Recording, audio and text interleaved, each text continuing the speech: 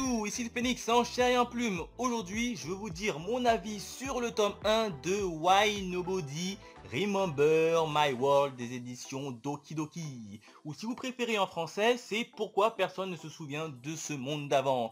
Oui, alors oui, pour certains, j'ai utilisé l'application Google Traduction, comme vous le savez. Il est là, moi j'utilise, bref, on s'en fout. Alors, de quoi nous compte cette petite histoire? Eh bien, principalement, ça va raconter quoi? On va suivre Kai. Kai, c'est qui? C'est un petit gardien, on va l'appeler comme ça, qui a pour mission de surveiller des tombeaux. Tombeaux qui renferment quoi? Qui renferment tout simplement des démons ultra puissants. Parce que oui, on vit dans un monde où il existe 5 races en tout. On a les démons, on a les célestins, on a les spectres et on a tout ce qui est bête mythique avec les humains. Bien évidemment, tout ce beau monde, devinez quoi? Il se faisait souvent la guerre, c'était tout le temps la guerre, le chaos ultime, jusqu'au jour où on nous explique que c'est un héros nommé Sid qui va mettre fin à cette guerre et qui va réussir à enfermer tous ces fameux clans dans des tombeaux très bien surveillés. Et du coup, les humains ont gagné et tout le monde repart avec sa vie de tous les jours. Sauf que voilà, c'est que notre petit Kai se baladait tranquillement en ville et devinez qu'est-ce qui se passe? Et oui, t'as l'espèce de mur qui commence à s'effacer et à se gommer, ça change. En gros, il tombe dans un monde parallèle et dans le monde parallèle où il atterrit, c'est dans un autre monde où cette fois-ci ce sont pas les humains qui ont gagné la guerre, mais ce sont les démons. Et du coup, les humains se sont obligés, de se cacher pour survivre. Donc voilà à peu près le speech de départ, un speech qui a été assez long à vous expliquer, mais voilà de quoi parle notre fameux manga Why Nobody Remember My World. Alors qu'est-ce que j'en ai pensé? Eh ben j'ai plutôt bien aimé, j'ai été assez surpris. Pourquoi? Eh ben tout simplement parce que déjà Kai, notre personnage principal, est assez futé et il se pose les bonnes questions et il va au bout des choses. Ça, c'est très intéressant. Il est arrivé dans le nouveau monde, sans trop vous spoil. Il est arrivé dans le nouveau monde et se dit, mais pourquoi est-ce que les tombeaux n'existent plus, etc. Il va voir, il va s'apercevoir que les tombeaux existent bel et bien. Et puis, ça va engendrer quelques actions, quelques scènes. Bon, je vous en dis pas trop pour éviter de vous spoil. Donc ça, j'ai trouvé ça plutôt intéressante.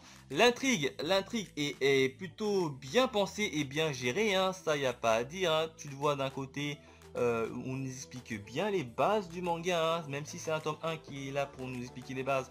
C'est très bien fait, c'est très bien expliqué. Encore une fois, c'est un tome 1, donc si les bases sont assez bancales, beaucoup de gens ne liront pas le tome 2. Là, en l'occurrence, c'est plutôt bien géré et j'ai plutôt bien aimé ça. En plus de ça, à la fin du tome, il y a une espèce de cliffhanger qui est juste sublime. Autre point également, c'est les combats. Il y a pas mal de combats assez intéressants, assez stylés et qui sont bien retransmis. D'ailleurs, on passe directement à la partie graphique qui est plutôt jolie. Regardez cette petite tranche. C'est du classique, c'est beau, il n'y a rien à dire. Je vais essayer de vous montrer une petite page avec des combats pour vous pour vous montrer vraiment la puissance du graphisme qui est plutôt bien géré. On est un peu dans un monde un peu sombre. Enfin, dans le deuxième monde, on est dans un monde un peu sombre. Donc forcément, les graphismes sont un peu bruts, mais qui ressortent plutôt bien dans l'ensemble. Je vous essaye de trouver une partie combat sans trop vous spoiler. Non, ça va vous spoiler beaucoup trop. Ça va vous spoiler beaucoup trop. Voilà, celle-ci par exemple, qui fait ce qui est sur 2 pages. Hop, je vous montre rapidement. Qui est vachement bien faite et bien gérée. Donc ça, j'ai plutôt bien aimé.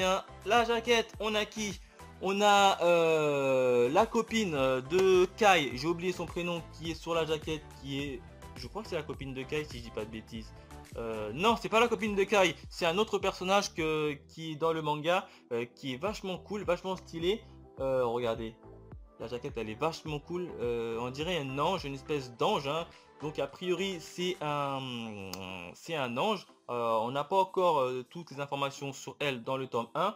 Et quatrième de couverture, bon là pas grand chose, on a que le synopsis des familles. Donc en termes graphiques et en termes de jaquettes, c'est plutôt bon. Et en termes d'histoire et d'intrigue, c'est plutôt bien géré et raconté. Donc là, c'est une vraie petite pépite que j'ai beaucoup aimé des éditions Doki Doki. Hein. Ça m'a surpris, hein. Je m'attendais pas à un titre qui serait assez bien expliqué. Et là, ça l'était. Voilà ce que je pouvais dire sur ce tome Why Nobody Remember My World. Hein. Petite note sur 5. Personnellement, je l'aurais mis 4 sur 5 hein, et bien évidemment, je m'achète le tome 2. Voilà, n'hésitez pas à me dire dans les commentaires si vous aussi vous connaissez ce titre, si vous le lisez, si vous comptez le prendre ou pas. Bref, dites-moi tout ça dans les commentaires. Quant à nous, on se retrouve très vite pour de nouvelles aventures. Allez, les Phoenixous, ici le Phoenix en chair et en plume. Aujourd'hui, je vais vous raconter mon avis sur le tome 1 de Record of Grand Chris War des éditions Pika. Alors de quoi nous raconte cette petite histoire? Et bien tout simplement c'est qu'on va suivre Siluka accompagné de Théo qui vont essayer de mettre à terme au chaos. Hein, grâce à le moyen de leur crest. Alors les crests c'est quoi? A priori les crests ce sont des artefacts qui leur permettent d'utiliser du pouvoir. Et le chaos ce seront en fait des monstres qui sèment un peu la zizanie. Alors non seulement ils vont essayer d'utiliser leur crest pour justement abattre tout ce chaos, mais également certaines personnes qui ont des crests œuvrent également pour en faisant le mal si vous préférez. Et eux ils vont également essayer de supprimer justement les personnes qui utilisent le crest à des intentions malhonnêtes. Donc voilà à peu près le speech de départ qui est un peu compliqué à comprendre dans son ensemble. Hein.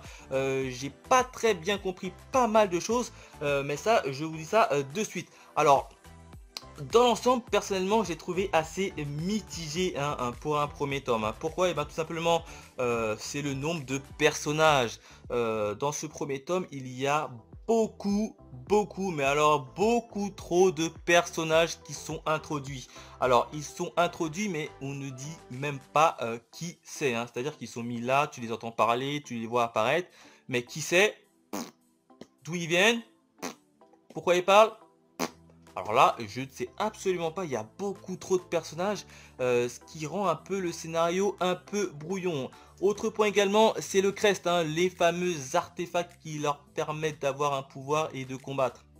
Et bien là aussi, rien nous est dit dessus. Hein. Alors, les artefacts, hein, les fameux crests, c'est au fil de ton avancée de ton manga, de ta lecture, que tu apprends, que tu vois par toi-même que le crest, a priori, ce seront des artefacts qui leur permettent d'avoir des pouvoirs. Hein. Ça ne nous l'est pas dit, hein, c'est toi qui en déduis. Hein. Donc ça, j'ai trouvé ça quand même assez moyen. Hein. Déjà qu'il y a eu pas mal de personnages, ils te expliquent pas d'où provient les crests, c'est quoi un crest, pourquoi, comment ça s'utilise. Ils t'expliquent rien du tout. Donc déjà j'ai trouvé ça un peu brouillon et qui t'entraîne pas forcément à aller kiffer ce petit manga. Troisième point également, c'est des scènes que je n'ai pas compris, hein. Notamment dès le départ, hein, tu as une espèce de démon qui arrive, qui coupe la tête à tout le monde, et puis ensuite tu tournes la page, c'est fini, le démon a disparu, on sait pas ce qui est devenu du démon, on sait pas qu'est-ce qui c'était qui ce démon. A priori ce démon c'était un chaos, mais on sait pas ce qui est devenu, pourquoi certains sont vivants, pourquoi d'autres sont morts, où est-ce qu'elle est allée, qui l'a liquidé, on nous a rien dit, hein, ça a seulement été switché. Hein. Donc il y a pas mal de scènes qui sont pas terminées, j'ai l'impression. Donc tout ça rend l'intrigue assez dense et assez mal gérée. Hein. C'est pour ça que je suis assez mitigé. Hein. Par contre, il y a des points positifs. Et le point positif, c'est clairement le côté graphisme. Hein. Je vais vous montrer quelques petites planches qui est plutôt pas mal. Regardez, ça ressort plutôt bien. Hein. D'autant plus que ce manga-là, enfin ce titre-là, c'est un manga qui se voulant être assez gore. Et l'aspect graphique colle plutôt bien. Hein. Je vais vous montrer également une autre planche où il y a du mouvement. Vous voyez, c'est plutôt très bien dessiné, ça il n'y a rien à dire. Et au niveau de la jaquette, elle est très belle. Hein. C'est d'ailleurs, j'ai pris cette série, je l'ai débuté à cause de la jaquette numéro 3 qui était sublime. Hein. Du coup, c'est pour ça que j'ai voulu le tester. Hein. Regardez la jaquette du numéro 1. On a qui? On a Siluka, notre personnage principal. Avec son petit crest justement qui leur permet d'utiliser de la magie. Et à la 4e de couverture, on a Théo, son acolyte, qui est assis tranquille. Donc voilà, c'est pour ça que je suis un peu mitigé, hein. D'ailleurs, je viens d'apprendre que Wakanim, qu'il y a un animé sur cette série, hein, disponible chez Wakanim, hein. Du coup, je vais d'abord me mater l'animé chez Wakanim, hein. Peut-être que c'est mieux expliqué. Et après, si ça me plaît, pourquoi pas revenir sur la version manga. Mais dans tous les cas, j'ai trouvé assez brouillon. Il y a pas mal de choses qui ne sont pas trop expliquées. Donc un peu même beaucoup déçu, hein. Donc en termes de notes et d'étoiles, je leur ai mis la moyenne, hein. Sur 5, j'aurais mis 2,5, hein. Il y a pas mal des choses qui ne sont pas très expliquées, trop de personnages. Bref, voilà ce que je pouvais dire sur le tome 1 de Record of Grand Christ War des éditions Pika. N'hésitez pas à me dire dans les commentaires si vous aussi vous l'avez lu, hein. Qu'est-ce que vous en avez pensé, s'il était assez complexe que pour vous de le suivre, hein. Pour moi ça l'était complètement. Il y a pas mal de choses que je n'ai pas compris et d'autres où tu dois déduire ça par toi-même, et ça c'est vachement chiant, hein, faut pas se le cacher. Bref, dites-moi tout ça dans les commentaires. Quant à nous, on se retrouve très vite pour de nouvelles aventures. Allez, bye mes Phoenix.